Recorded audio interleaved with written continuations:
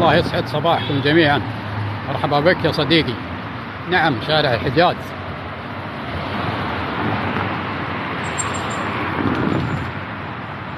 واحد معالمه مطعم سمرقند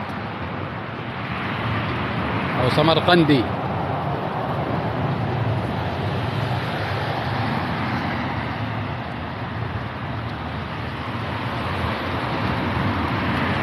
حيا الله الجميع بإذن الله. البث من حي عتيقة اليوم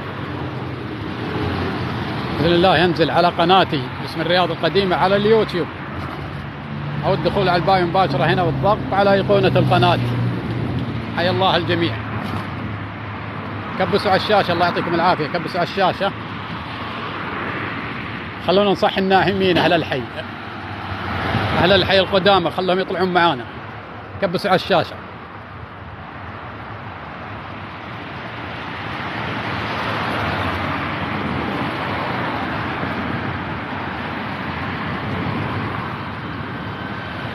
لا، حي اليمامة خلفي بالضبط. أنا في عتيقة.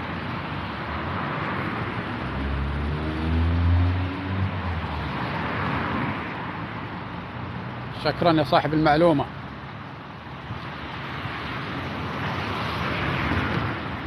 حياكم الله جميع. وندخل الحي، حي عتيقة القديم.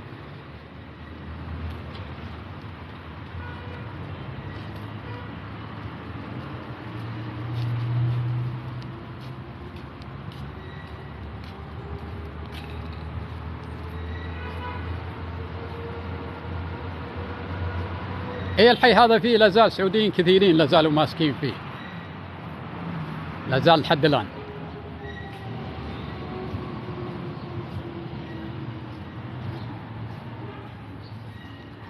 وين أروح غرب الرياض؟ وين تقترح علي غرب الرياض؟ في بيوت قديمة زي كذا؟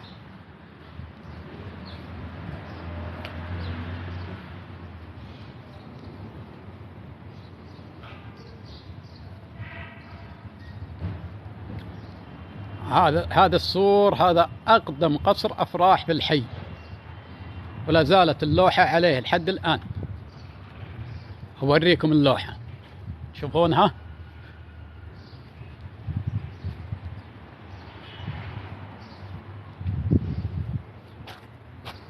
الكتابة ما أدري بتوضح معكم ولا لا.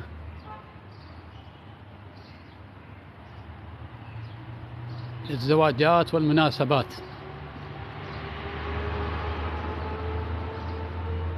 هذا أقدم قصر أفراح.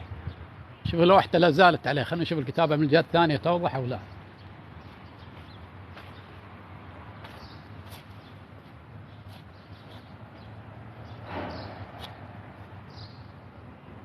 شكرا للداعمين للحفلات، الزواج والمناسبات.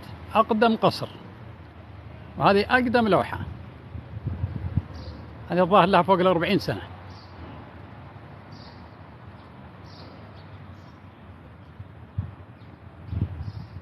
هي قديمة جدا. وهذا المبنى حتى شوف الشبابيك اللي على نفس القصر من الشبابيك القديمة.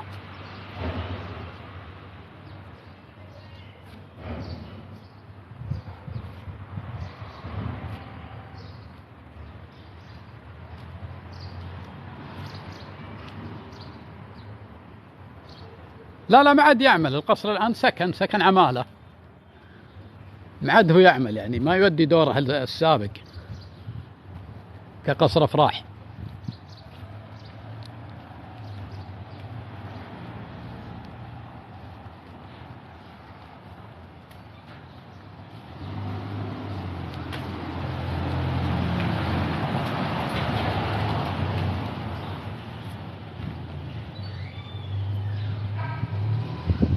هي الظاهر انه مستودع او سكن عمالة.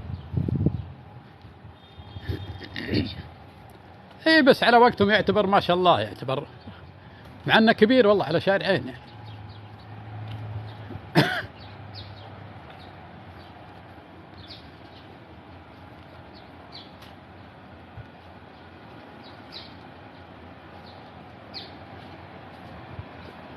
والله أتوقع أن لا زال فيه سعوديين ساكنين، أتوقع الحي لا زال فيه.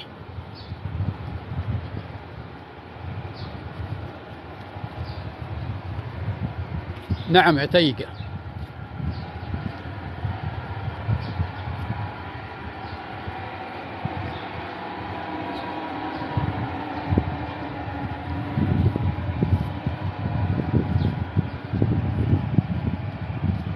أي شارع الحجاز.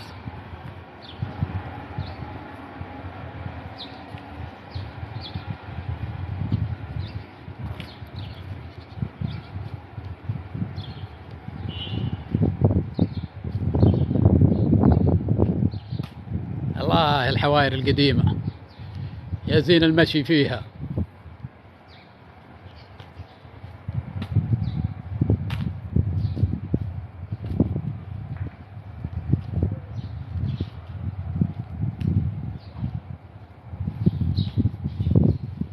شوفوا البيبان الكبار ما شاء الله تبارك الله. وهذا باب هنا برضه.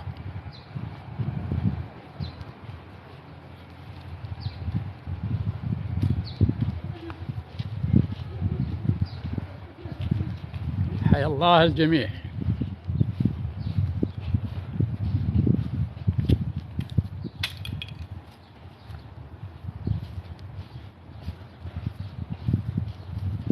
حي عتيقة.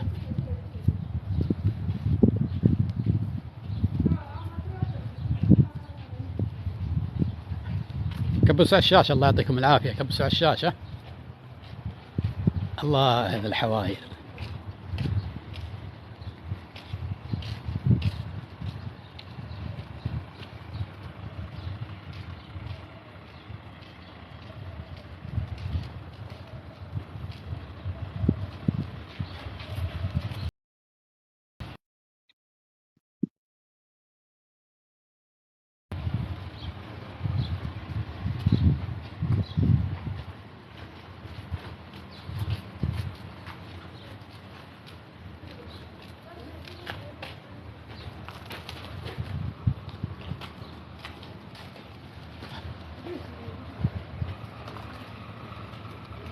زمن.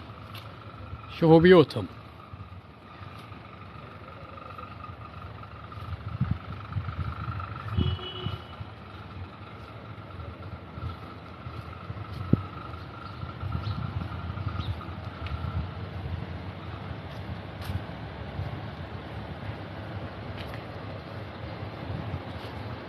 والله هذه من عطها من 45 ورايح، بمجرد ما تشوف الحدايد حقت الكوريين ذي حقت تمديد الكهرباء، عطها من 45 سنة ورايح.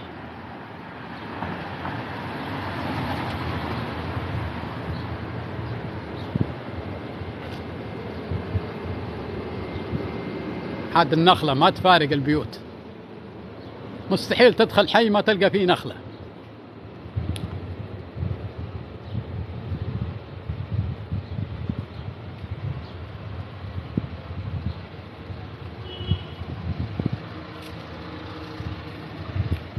هلا والله، حياكم.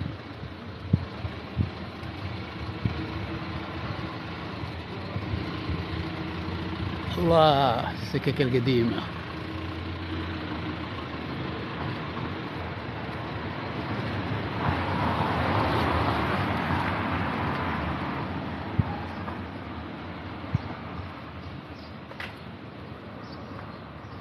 وهذا دكان زمان. شوف البقالة،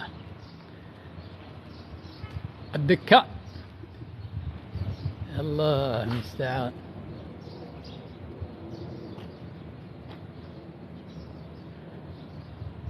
هذا كان عيال الحارة كلهم يركنون عنده.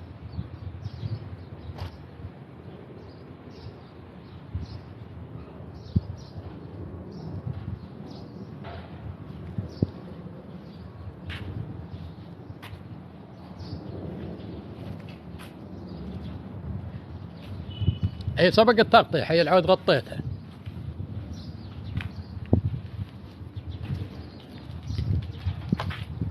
السلام هلا والله.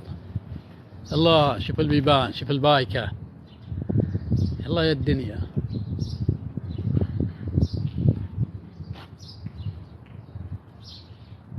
عفوا البرنيطة. حي عتيق يا حبيبي اليوم.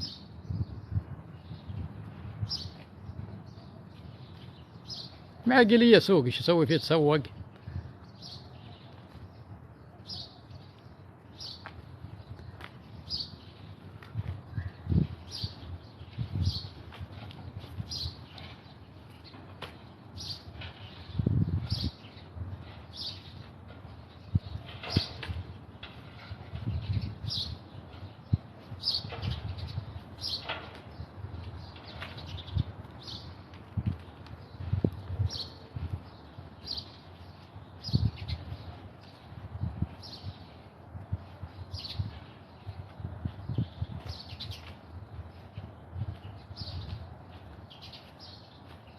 الله البيوت هذه هنا يا الله، هذه كانت سكة سد فتحوها ولا زالت سكة سد. بس شوفوا البيبان، شوفوا البيوت هنا، ملامح الزمن الجميل.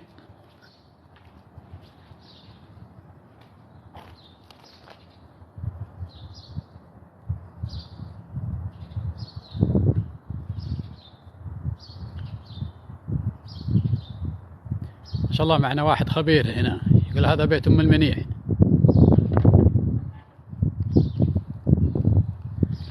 سبق التغطية حي الصالحية وأنا أخوك، ادخل على قناتي باسم الرياض القديمة على اليوتيوب تشاهد التغطيات السابقة، فيها العود، الصالحية، أكثر الأحياء تقريبا 90%، ونكرر عليها، ونكرر على أحياء بعضها الكبرى حجم الأحياء نكرر عليها، وأحيانا بالطلب عليها.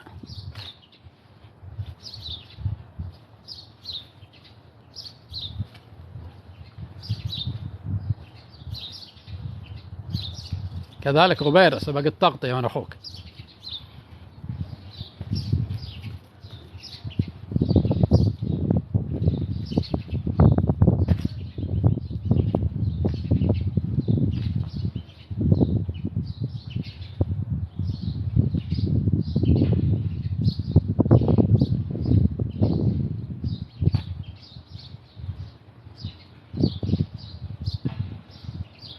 اسمها الرياض القديمة، اسم القناة الرياض القديمة على اليوتيوب.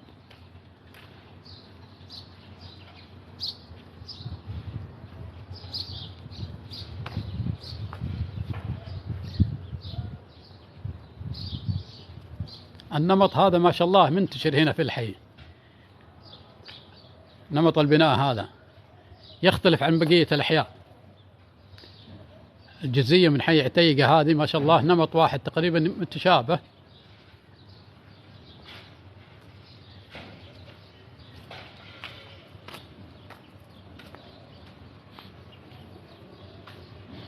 لا هذا نمطها غريب شوي، بناها غريب.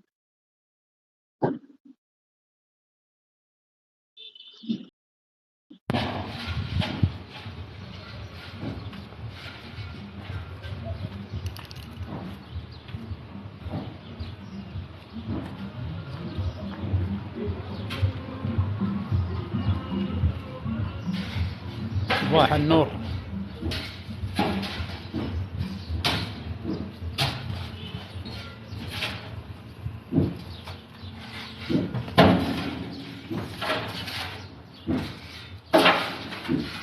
يا هلا، حيا الله الجميع.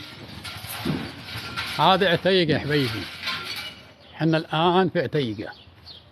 سلام هلا.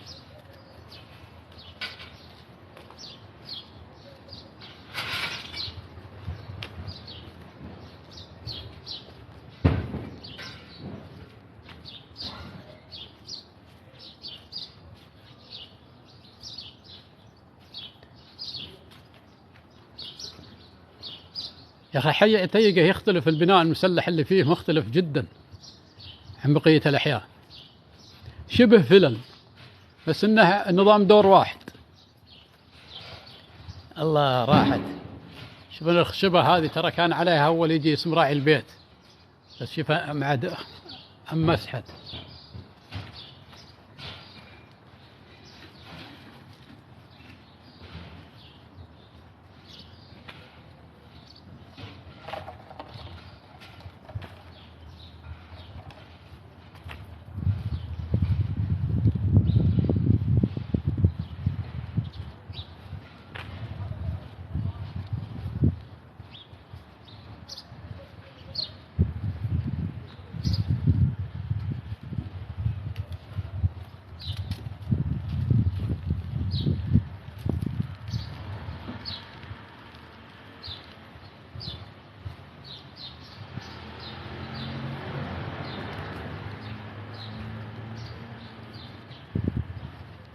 زمن زمن ولا. الله، شوفوا ذا البيت، هذا البيت الطين الوحيد اللي شفته لحد الآن. شوفوا سكة سد، هذا تسمى سكة سد.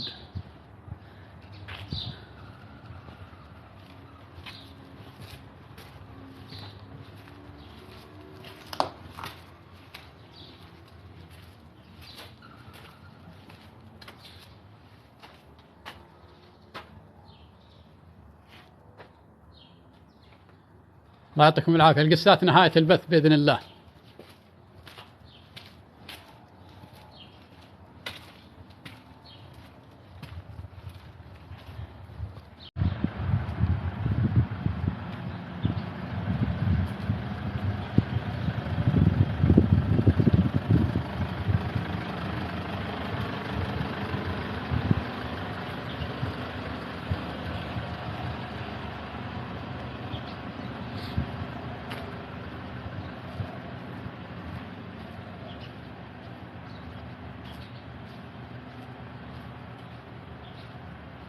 اي والله، راحت حياة الحي والحي باقي.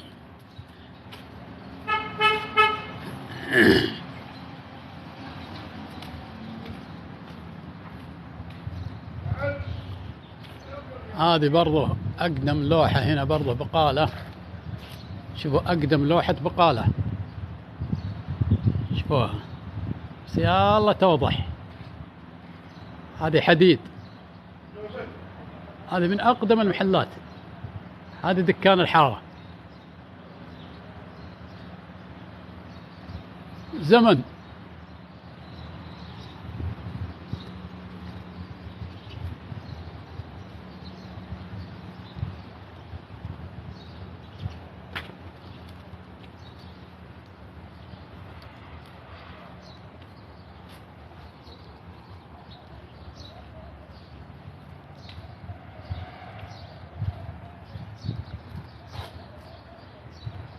نرجع ندخل الحي من هنا.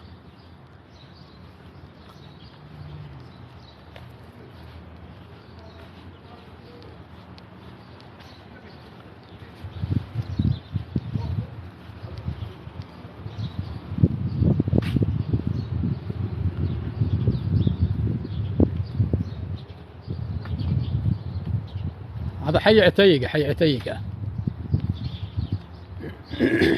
من أحياء الرياض القديمة.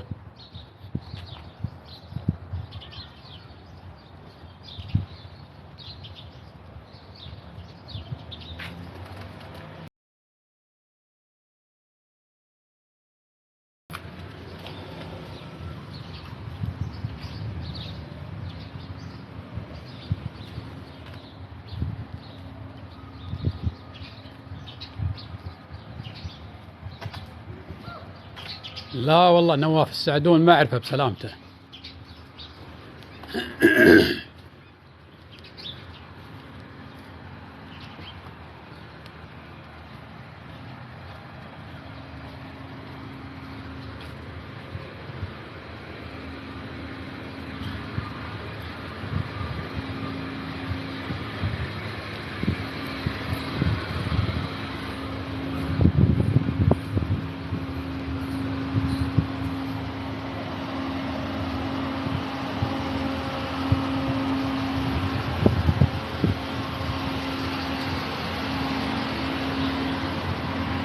أحد يبي بيبسي؟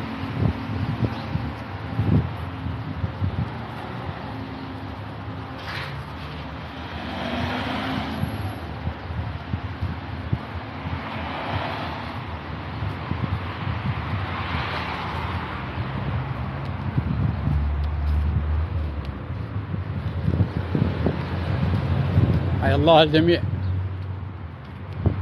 نرجع ندخل الحي من جديد. احنا طلعنا تقريبا الجهة الغربية على نهاية الحي، على الوادي، على امتداد وادي حنيفة.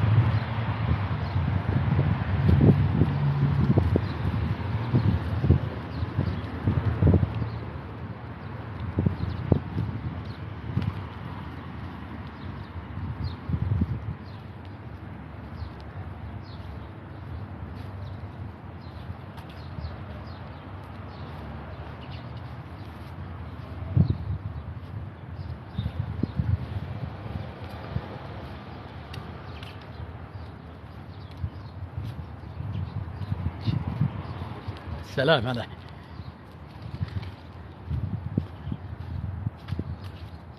يعطيك العافية أم أحمد، شاكر للدعم، شكرا للداعمين والمتابعين وتعليقاتكم الجميلة على الكومنت.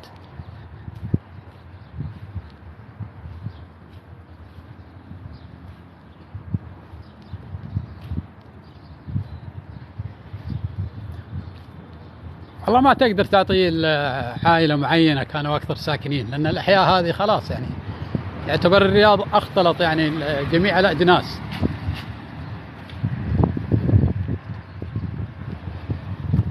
أو جميع العوائل يعني صاروا فيه.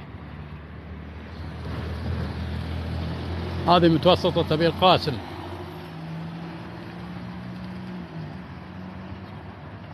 الرافعي، هذه المتوسطة في الحي.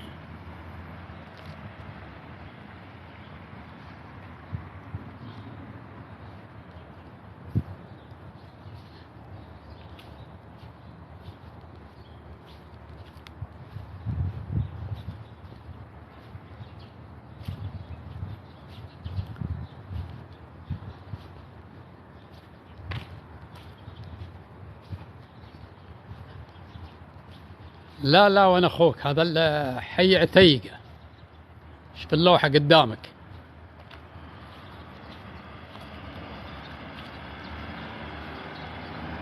عتيقة، شارع مسدرة، حي عتيقة. بس شوفوا نظام العمارة ذي، هذا النظام قديم. شوفوا هذا تقريبا قبل 45 سنة وهذا النظام موجود. شوفوا بلكونات كيف جاية مفتوحة، نظام قديم.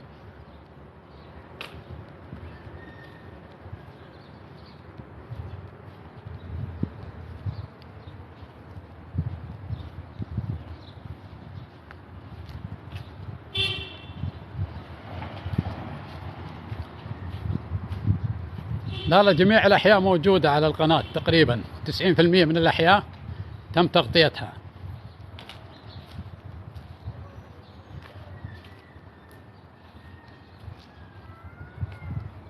طيب شوفوا اللوحة هذه برضو قديمة، تشوفون قالت بدر.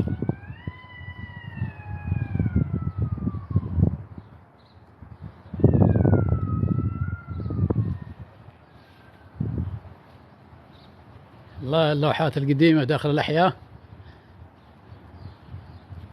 ترجعك سنين صدق.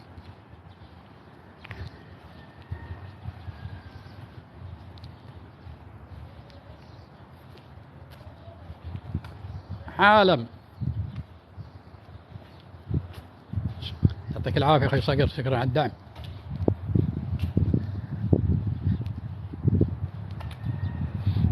حتى القطاوة هنا قدامه.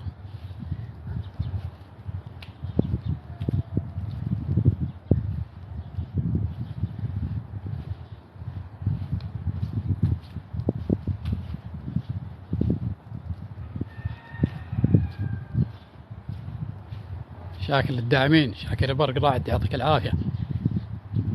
الله، هذا الأحياء.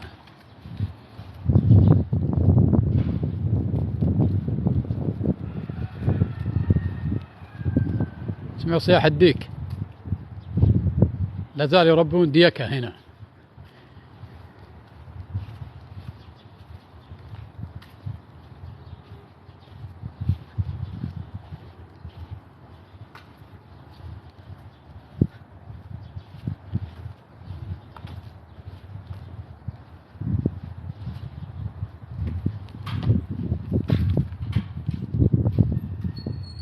احنا بنحاول نغير وجهتنا لأن الشمس في الوجه.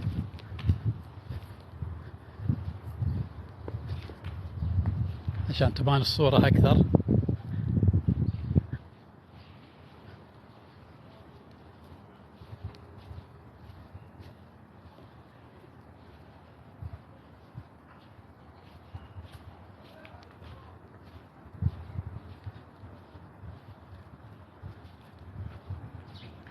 أي أول اللوحات عند الخطاط تكتب كتابة.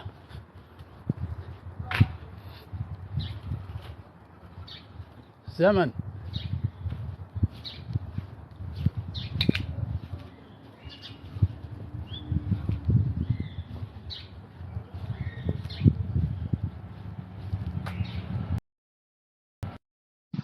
هذا حي عتيقة اللي يسألون.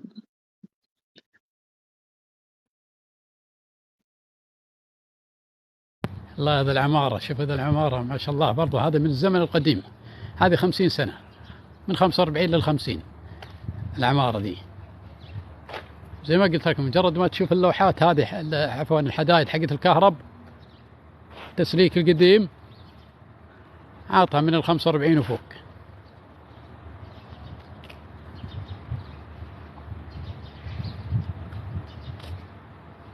نبغى نشوف المدرسة اللي قدام هذه وش اسمها.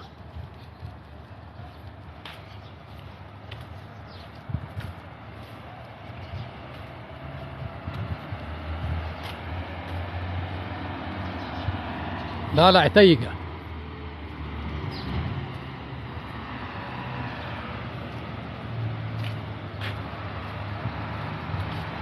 صباح العيد وليالي رمضان، اللي عاشوا في الأحياء هذه يعرفون المشاعر اللي كانت في نفوس أهل الأحياء أول، وتعاملهم مع بعض في المناسبات، كيف كانوا مع بعضهم.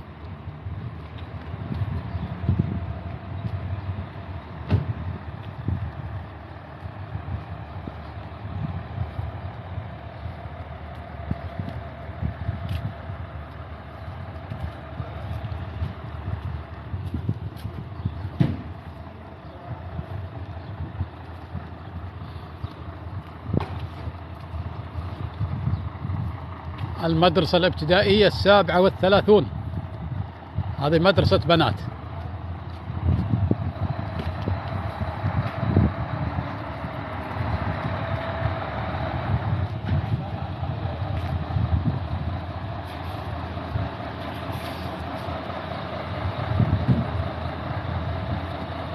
وش اللي وراها؟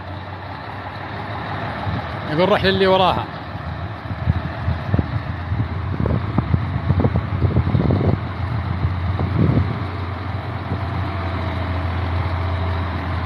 يعجبني فيكم موافين لأحيائكم القديمة. شوف كثر الأخوان اللي يقول روح للحي الفلاني، روح للحي الفلاني، روح للحي الفلاني. هذا وفى للأحياء القديمة والله، لكن نتمنى أن نوفي معكم ونغطيها كلها.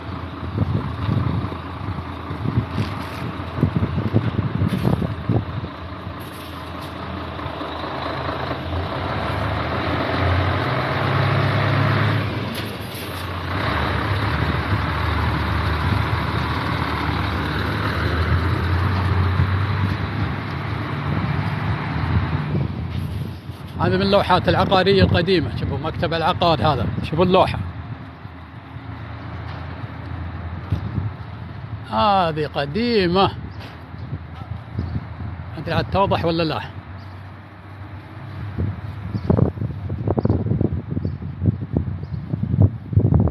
محمد العقيلي، قبله اسم ما عرفته والله، لكن مكتب العقيلي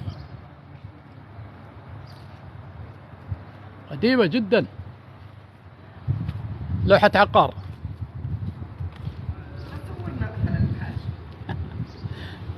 هذه من هنا محمد عبد المحسن العقيلي، مكتب محمد عبد المحسن العقيلي. قديمة دي، قديمة قديمة.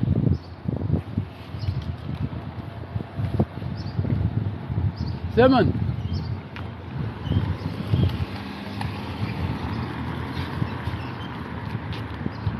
الله يرزقكم، يفتح لكم ابواب فضله من اخوك الصبح. الاعمال المكسره تصورونها؟ لا لا، العماره قديمه. اللوحه، شوف اللوحه حقتها ايه قديمه.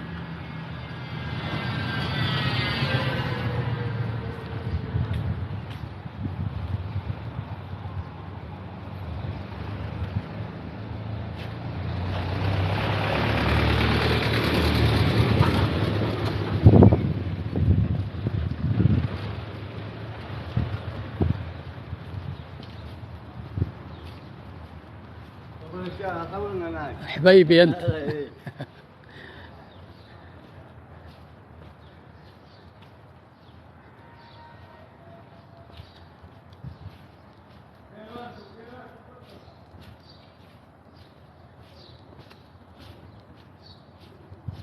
يعطيك العافية اللي سويت إضافة.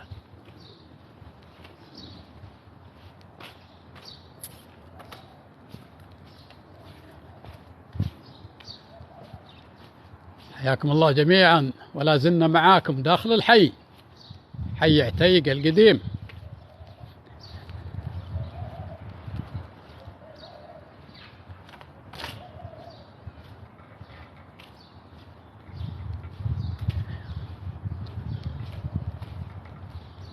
مقدر والله لكل اللي أضافوني، مقدر لكم والله.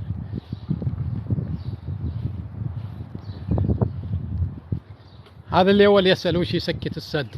هذا شوف الشارع، هذا شارع صغير، شوف نهايته بيت، سكة تدخل معاها نهايتها بيت، ويكون مجموعة من الجيران حولها. شوف زي السكة هذه، 1 2 3 4 5 جيران في السكة، هذه سكك السد.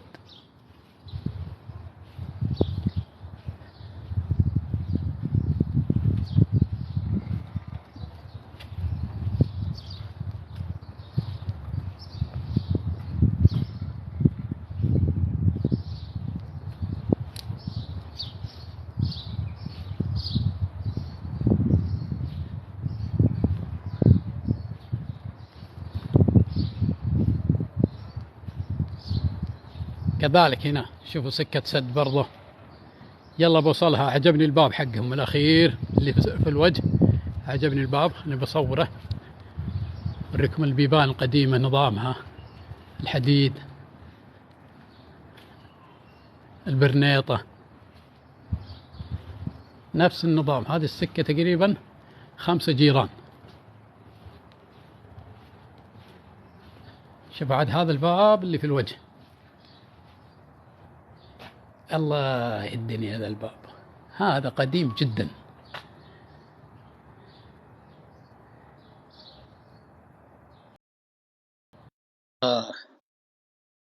أعتذر على البث المشترك يا شباب، الله يعطيكم العافية. أم خالد يعطيك العافية.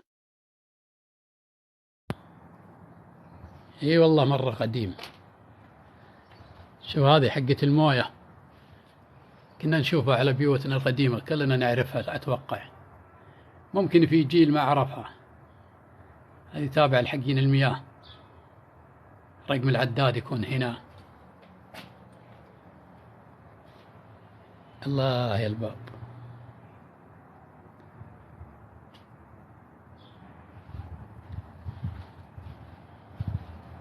هذه سكك السد زي كذا تجي.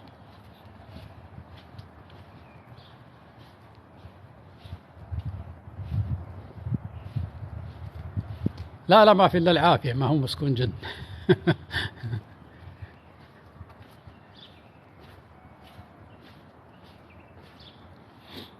البكر غطيته قبل كذا، سويت له تغطية خاصة، هو الحالة جزئيته وغطيته تقريبا قبل شهر كذا، موجود على قناتي باسم الرياض القديمة على اليوتيوب.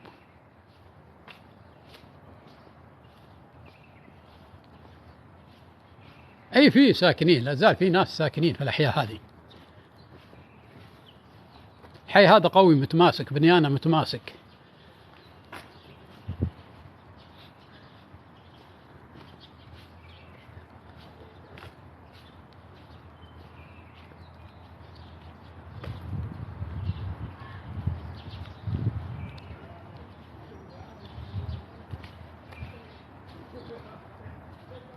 نعم عتيقة، لا أمن وأمان، لا ليلة ولا نهارة، ما في إلا العافية من أخوك، الأمور سمحة.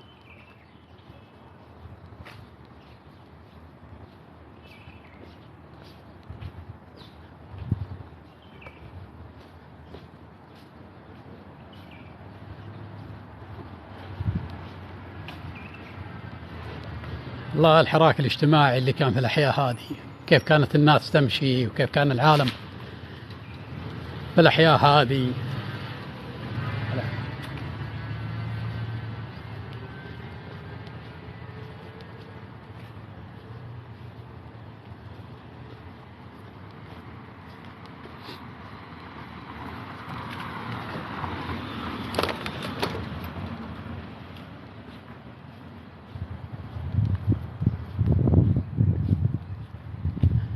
هي الحمد لله الدوريات موجودة يعني في الأحياء هذه، في جميع أحياء الرياض، يعني الأمن الحمد لله متوفر.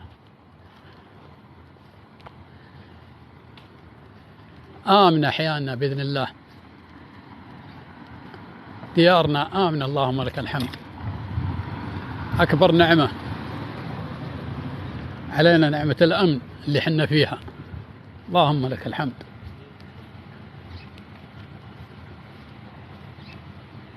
سلام.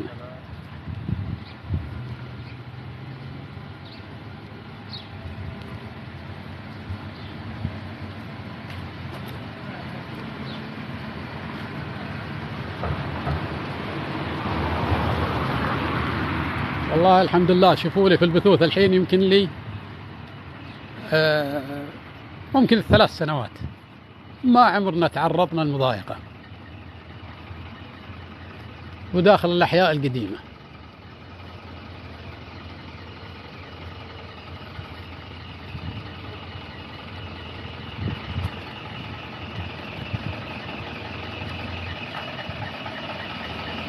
صحيح 3.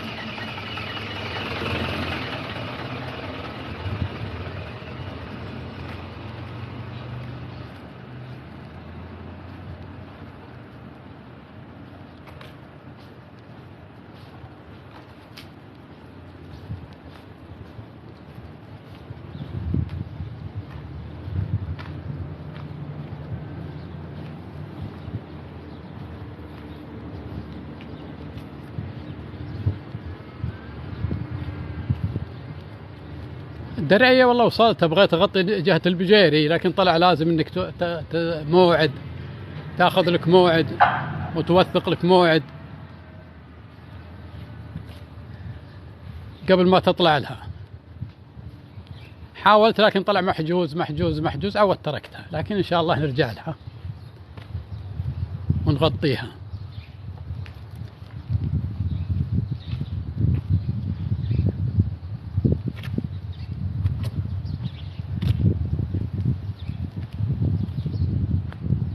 هذه النخلة لا زالت النخلة تقابلنا تصادفنا في الأحياء.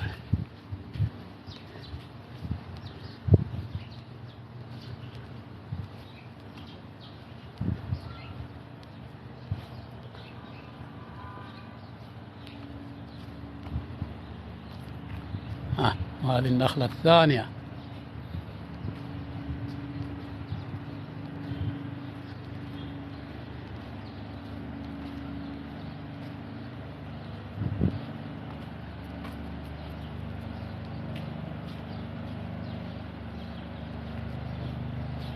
نعم مبروكة، وين ما كانت والله النخلة، صدقت.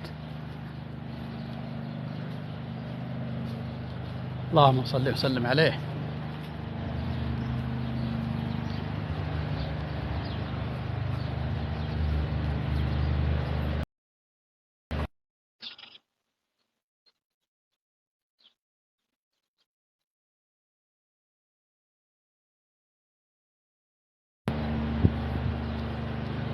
راح أوريكم لوحة خياط قديم، هذا ذا لقيتها ماني بعيد عنها، بما اني قريب منها. لوحة خياط قديم من أقدم الخياطين. حبيبي أنت، يا هلا حبيبي. هذا بتاع البرد ضايع.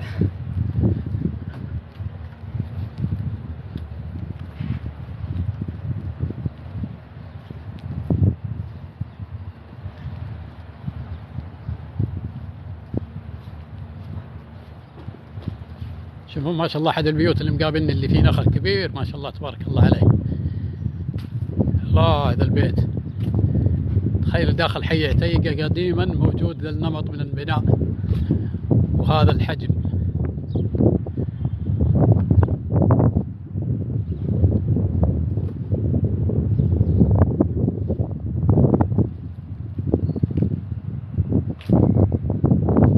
شوفون أعمارها البيت هذا، شوفوا ما شاء الله عليه، من عند النخلة لين الزاوية اللي هنا وأكبر. جميل ذا البيت، الله على زمانه. شوفوا البلكونات يا الله. نعم عتيقة حبيبي. تخيل ذا البيت في عتيقة من قبل تقريبا 40 سنة أو يزيد. هذا النمط العمراني، شوف كيف.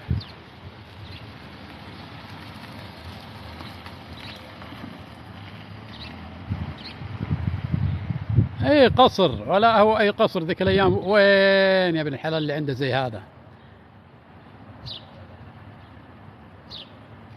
لا، المشي على الرجول احسن ترى، وانا اخوك رياضة، تقدر توقف بكيفك، اما السيكل بيشغلك تقعد جرجله. هذه الرياض يا حبيبي، الرياض حي عتيقة. يعني تخيلوا النمط هذا العمراني قديما كان موجود. يا الله كبير، مساحته ممكن 900 أو 1000.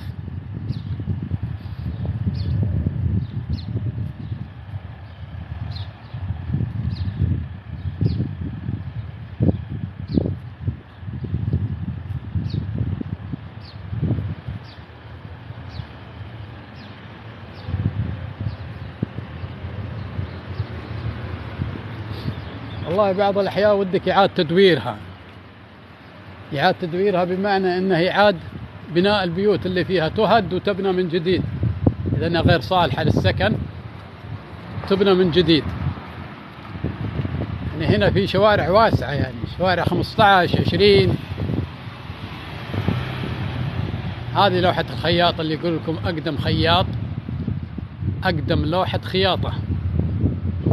أحاول أجيها من الجهة الثانية عشان الشمس بس تكون لكم واضحة أنتم.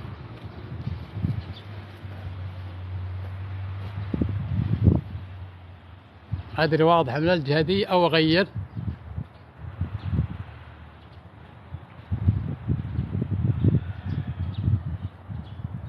بلوزة، النورة، تطريز، حبك، تشجير. المحل خالد للخياطة، مشغل خالد للخياطة. جيبها من الجهة هذه يمكن أوضح لكم.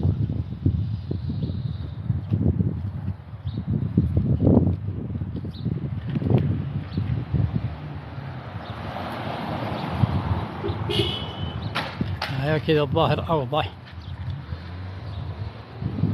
يلا من اللي قد فصل عنده.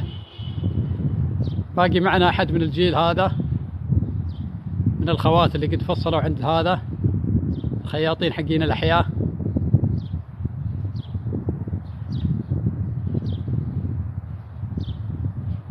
زمن.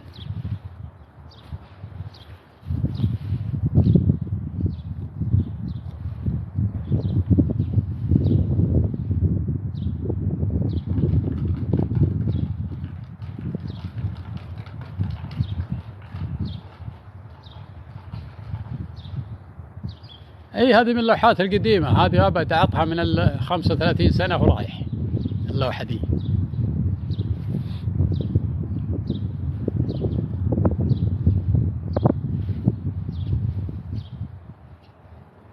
والله ما أعرف إيش معناها، لكن يعطون الخوات اللي عارفين بالمعاني هذه حبك وتطريز وتركو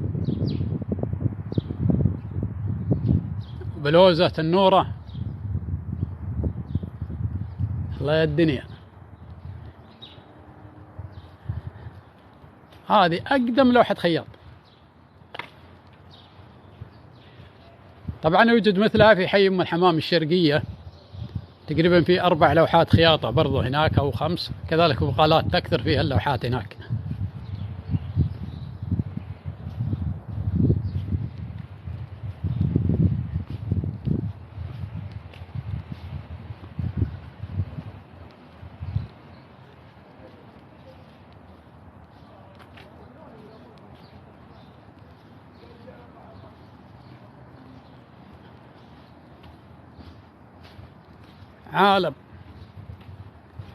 عالم يروح وعالم يجي.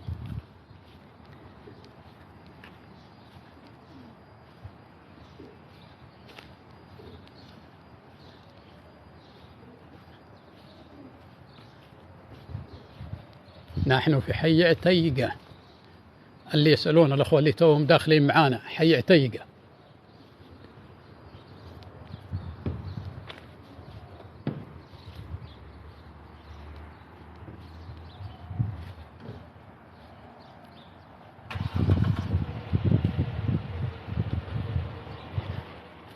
بداية إرسالي من عند سمرقندي، أنا في الحي اللي خلفه بالضبط،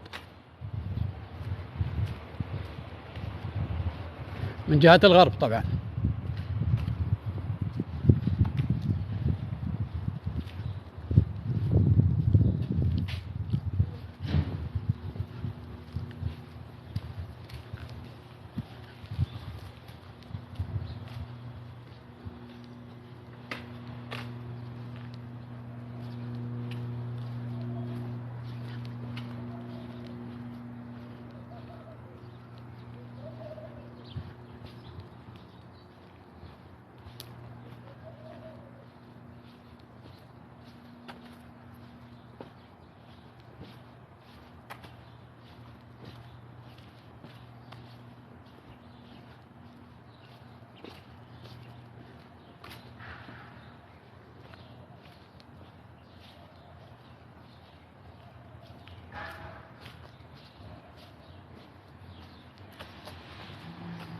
ما في جدار إلا مكتوب عليه ذكريات،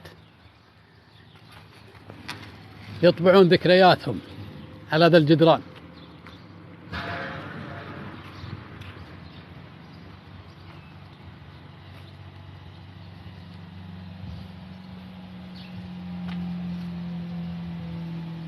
صباح النور. اي والله كتابات الطيبين.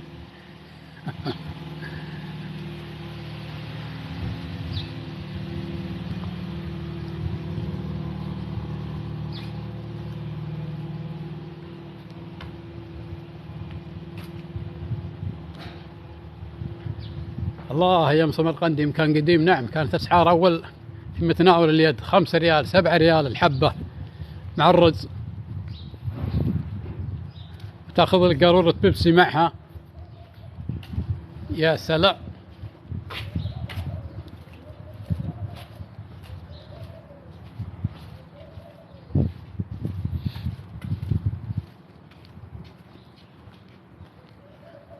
لا الحمد لله، مستوى النظافة ممتاز أنا أعتبره. مستوى النظافة في الأحياء هنا ما شاء الله، يعني ما في قصور، اللهم لك الحمد.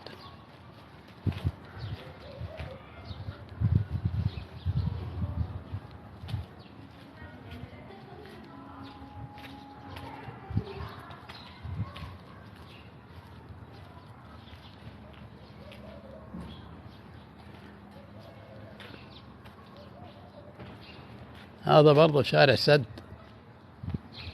والله يا شوارع السد كاثرة في الحي.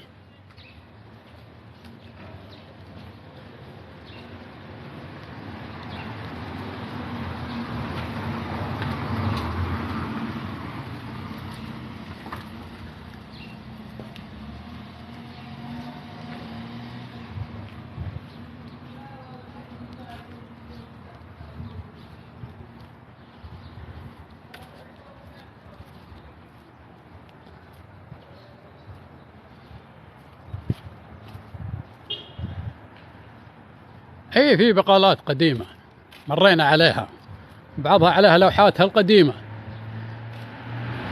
اللي من حديد.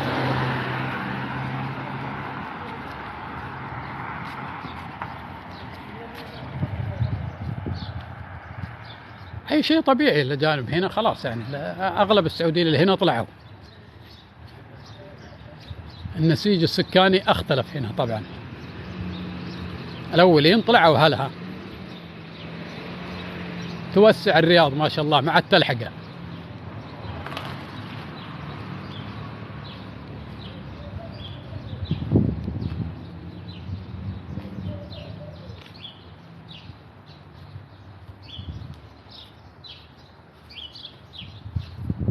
اي في ناس لا زالوا باقين، اشوف ما شاء الله باقي مجموعة لا زالت لحد الان. شكرا لدعمك، الله يعطيك العافية. لا زال.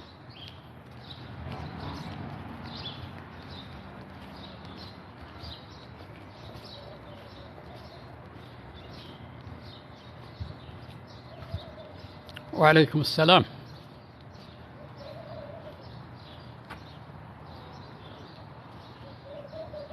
ما في إلا العافية من أخوك، شكرا لتنبيهك اللي يقول انتبه لعمرك. ما في إلا العافية يا حبيبي، شاكر لك.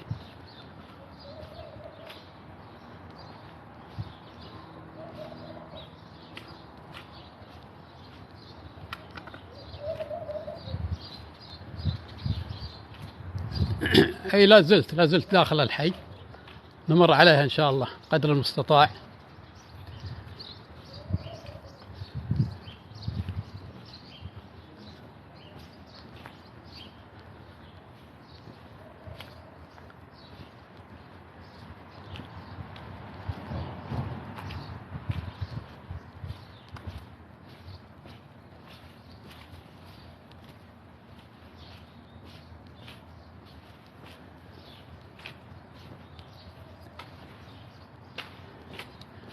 لا، زمان ما كان منتشر التصوير، وممكن زي ما قلت يعني المجتمع ما هو متقبل يعني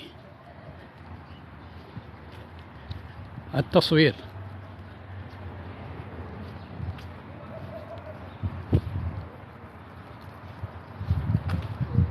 لكن توسعت المدارك والناس فهمت والناس تعايشت وتأقلمت.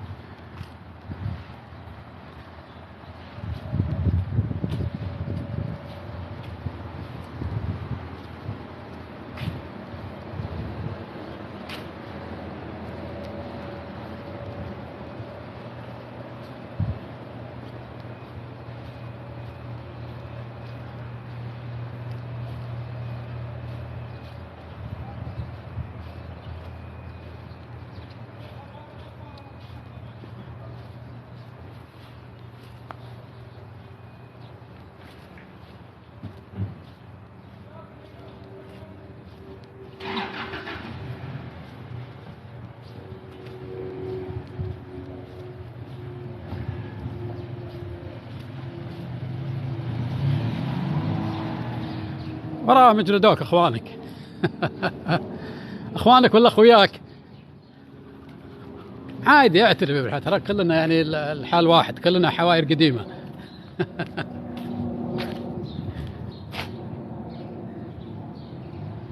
ابد حبيبي، اللي ما ينجلد ما يجلد.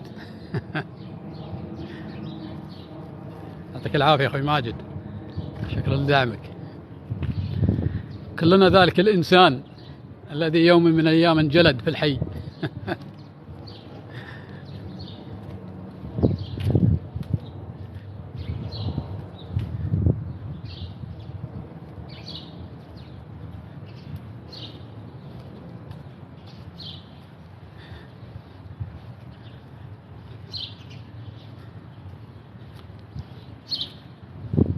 والله مشكلة تنجلد شبه يومي، عاد هذه لا، يبي لها نظر، يبغانا ندرس حالتك.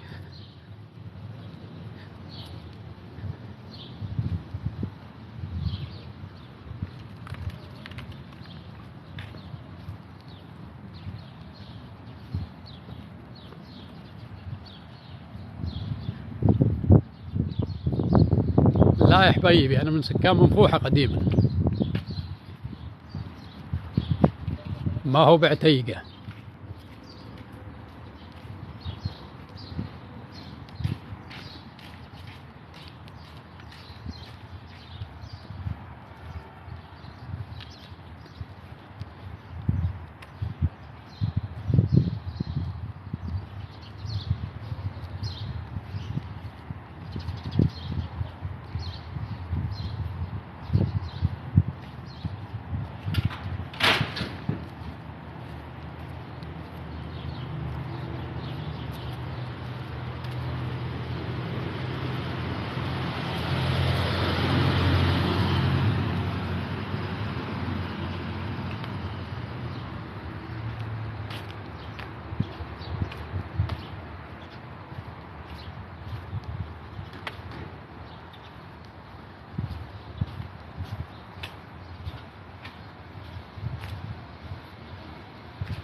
مغطيها غبير أنا أخوك، لها على قناتي باسم الرياض القديمة على اليوتيوب،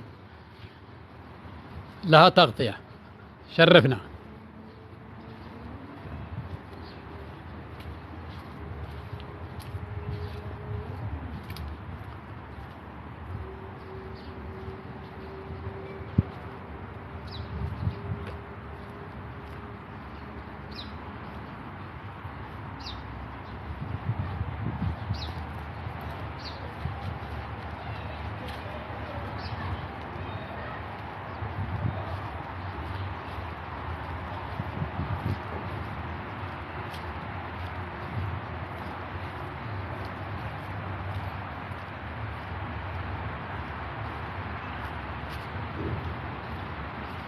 إن شاء الله في البثوث القادمة إن شاء الله نغطي اليمامة ونغطي اللي حولها مع تغطيات سابقة لها، لكن لا مانع من التكرار.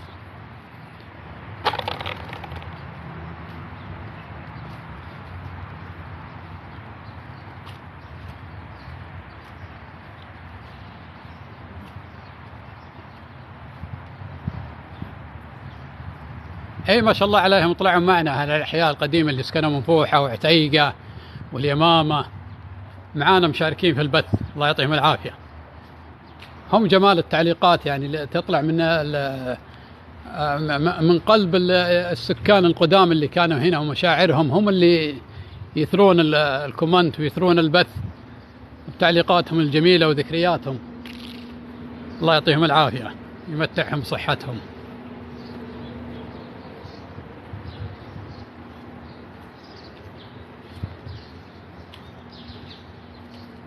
لا والله مريت الوزارات على اسوي تغطيه، لكن لقيتها عماير ما شاء الله تبارك الله، يعني وش ابث من جوة العماير؟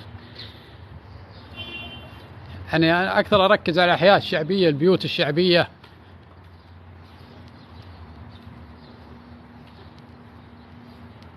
اللي اكثر من نركز عليها في البث.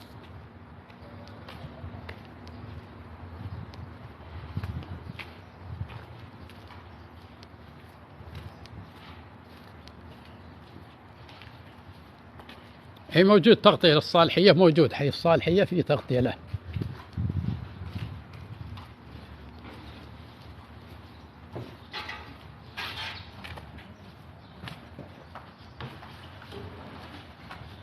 اي باذن الله نغطيه حي صياح، كثر الطلب عليه باذن الله يجي له دور نغطيه. يعني في تغطيه بس قديمه شوي نرجع نغطيه.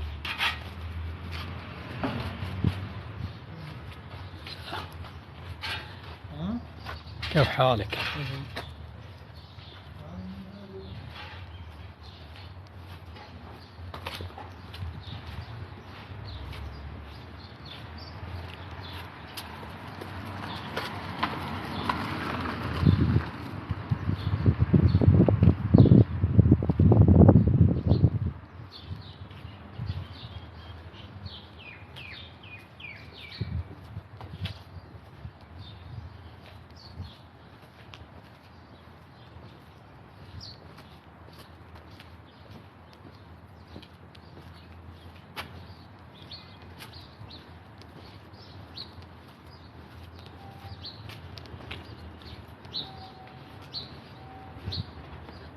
شاكر، تقريبا وصلنا لنهاية البث، الله يعطيكم العافية. شاكر لتعليقاتكم، وشاكر للمتابع اللي ما تابعني يتابعني، وشاكر للداعمين والمتابعين الجدد.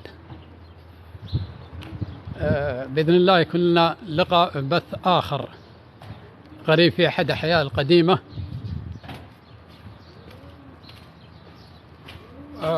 واللي بيطلع معنا على الكومنت أو عفوا على القسط الآن بيطلع معنا يتفضل، القسط مفتوح.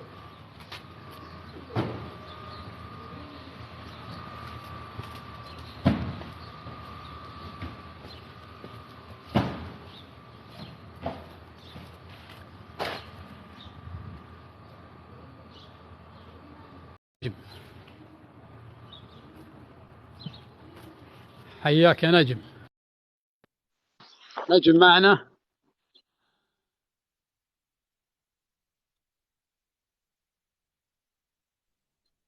حياك أخوي نجم. مرحبتين. نجم، يا هلا حبيبي. ايوه يا هلا مرحبتين. وسهلا، يا هلا يا هلا. كيف الحال؟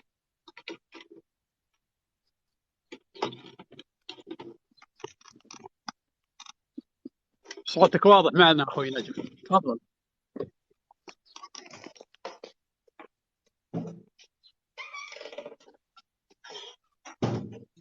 تسمعني زين؟ أيه أسمعك حبيبي، تفضل أخوك. هذا الحي اللي بالسية، هذا من الرياض القديم صح؟ أيه و-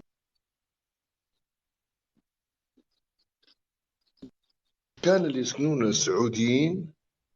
شلون؟ كانوا يسكنون السعوديين؟ اي نعم كانوا يسكنون السعوديين، هذه احياء قديمه كنا يعني نسكن فيها. يعني السكان ها؟ الحي المنطقة اي انا من حول المنطقه هذه سكننا في الاحياء هذه. اللي يعيشون فيها هالوقت اللي سكان يعني هذه المنطقة سعوديين. الى الان يعني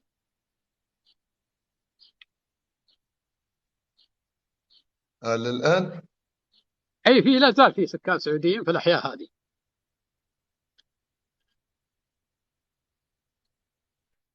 يعني أغلب سكان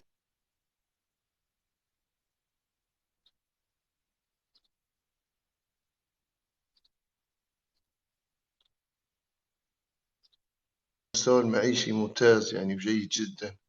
الله يعني. والله اخي صوتك مره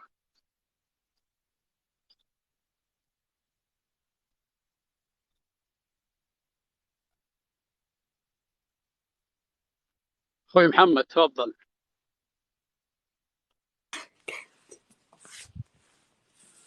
هلا يا مرحبا، السلام اخوي عليكم، محمد حياك الله يا يا حبيبي. يا مرحبا، يا هلا حبيبي، منور عتيق. حياك من اخوك وجودك. ما شاء الله تبارك، بس ما غطيت ترى عتيق كلها. رحت لا كبيره هي ما شاء الله تبارك الله. لو رحت الحارة اللي خلفك وانا على الاقدام، انا في حاره العدينيين اللي يسمونها الان. الله الله الله الله، يا مرحبا. اي انا رحت فيها الحارة حاليا مرحوم. بس كيف ها؟ عجبتك الحارة بس؟ اي ما شاء الله تبارك الله ما يحتاج. الله ترى اغلبهم سعوديين على فكرة، ها؟ لكن ذا الحين انت جاي يوم سبت والناس في اجازة طالعين، اي ممتاز لو تجي العصر يكون افضل. ممتاز. لا بالعكس الان لان العصر والاخوك يكونون العماله جايين بسيارات ومسكرين البيوت، ما تقدر تناظرها، ما تقدر تركز عليها. لكن الان مفتوحه اكثر البيوت يعني من حولها، هذا ما في سيارات. عشان كذا استغل اوقات الصباح في بعض الاحيان لانها تكون مزدحمه. الله يسعدك ان شاء الله ويطول عمرك ويعطيك العافيه، وشكرا على التغطيه الله الجميله. يعافيك يا حبيبي. الله يرضى عليك، يا مرحبا ومسهلا. وعليك اخوك، الله يرضى لي عليك، شكرا يا لك. يا حياك الله. يا هلا.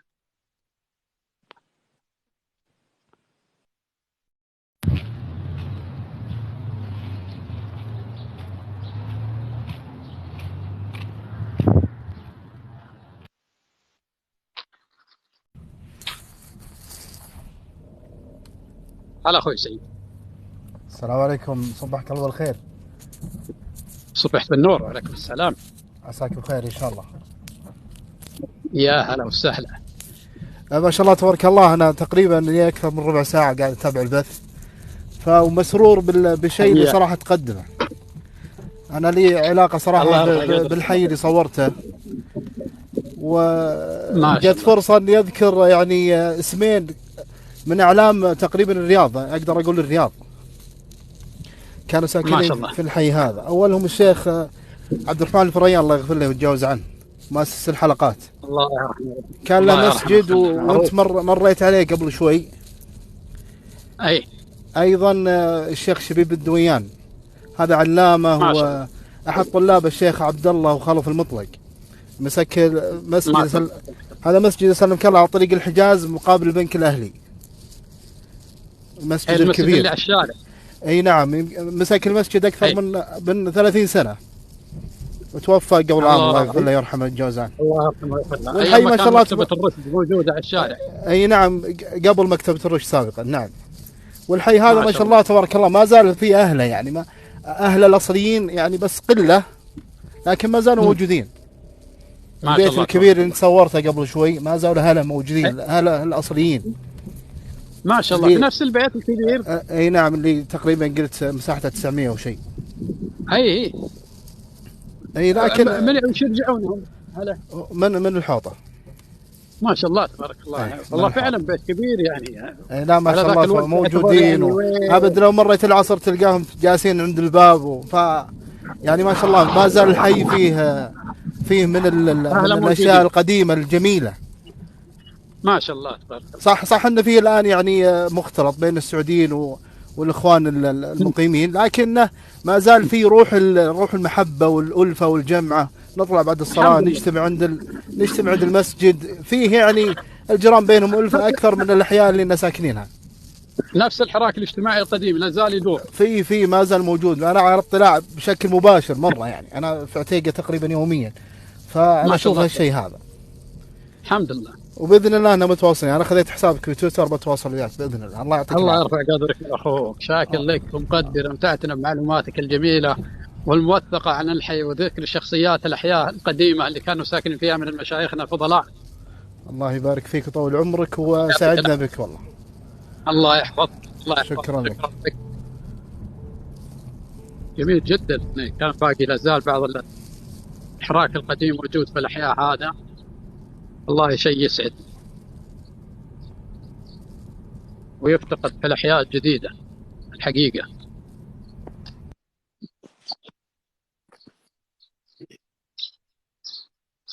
حياك. السلام عليكم. السلام، هلا وسهلا. بس لو سمحت يعني أبغى أسأل، يعني دحين هو سوى إزالة للجدة، طيب هذه دحين مباني قديمة صح ولا لا في الرياض ما لها إزالة؟ لا، هذه لحد الآن ما جاء عليها إزالة، وإذا فيه إزالة وفي تطوير حنا معاه. وهذه ما هي عشوائيات، أن اللي يعرف أن أكثر اللي كان أزيلت في جدة كانت عشوائيات أو مناطق احتاجتها الدولة من أجل التطوير. هذه بيوت بصكوكها ولا زالت قائمة ومؤجرة ولا هي يعني شوارع ضيقة مرة، لكن لو احتاجت الدولة لها شيء طبيعي أنه يتم إزالتها، وحنا مع التطور والتطوير. طيب لأن هي دحين حاليا هي موجودة في الرياض، ومنطقة أنت معروفة عارفة الرياض عاصمة وزي كذا، فممكن يمكن فممكن يعني يكون زي حي شو اسمها زي ما أنت تقول هذه الأحياء، فهي أحياء قديمة. بس على أساس بس إذا احتاجت للتطوير، إذا احتاجت الدولة احتاجت أن المنطقة هذه يكون فيها تطوير، بيكون فيه إزالة لها. طيب شاكر لك. لو احتاجت يعني زي جدة مناطق احتاج أن تطويرها وإعادة ترميمها، زي البلد منطقة البلد، حافظ على البيوت التراثية اللي فيها القديمة اللي في الوسط، وإزيل ما حولها من عشوائيات، أزيلت من أجل السياحة وتطويرها وتوسيع المنطقة وتنظيمها بشكل أفضل. وحنا نتمنى حنا هنا نتمنى أنه يجينا يعني نفس ما جاء على جدة من ناحية التطوير، وعندنا مناطق تحتاج تطوير، والرياض العاصمة واجهة، واحتمال كبير يعني يصير في مناطق تختار الدولة ويتم تطويرها في الرياض. كمان حي المنفوحة نفس الطريقة نعم، حي منفوحة، حي عتيقة، حي اليمامة، حي العود، المناطق القديمة هذه لو يجي لها تطوير يا سلام. طيب شكرا، جزاك الله خير، يعطيك العافية. حياك الله، هلا وسهلا.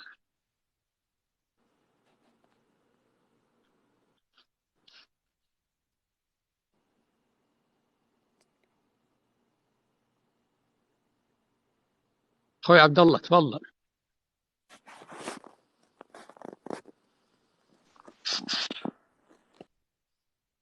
اخوي عبد الله بعيد وانا اخوك.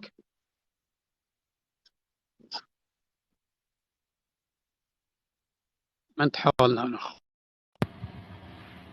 تفضل يا غالي.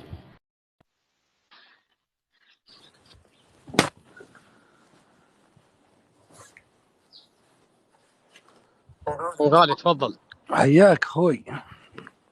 هلا وسهلا. شلونك؟ طيب يا هلا. نحيي المتابعين. اقول الله يحييك. نحييك ونحيي المتابعين. الله يحييك اخوي. اقول لك الاحياء هذه جزء منها تابع لهيئة التطوير.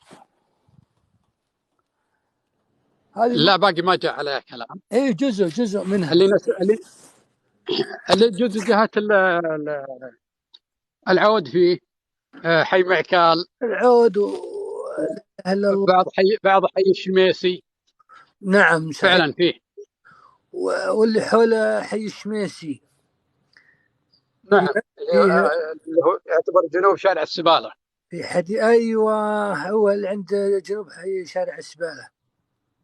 أي شو اسمه، لا إله إلا الله. لكن الأحياء هذه فيها روح وفيها حياة.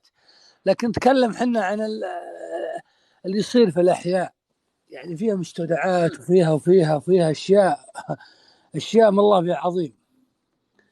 بعض البيوت المستأجرة فيها عمالة مستخدمينها مستودعات. غالي.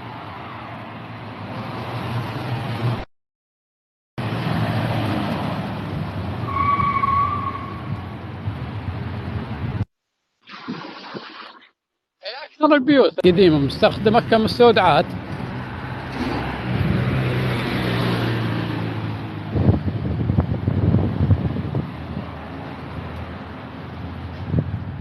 حياكم الله جميعا. وصلنا معاكم نهاية البث، الله يعطيكم العافية. شكرا للدعم وشكرا للمتابعة، وبإذن الله البث ينزل على قناتي باسم الرياض القديمة على اليوتيوب.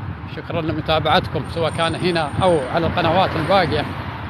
محدثكم محمد المالكي، وإلى اللقاء بإذن الله في بث آخر، واللي ما تابعنا يتابعنا. شاكر لكم ومقدر.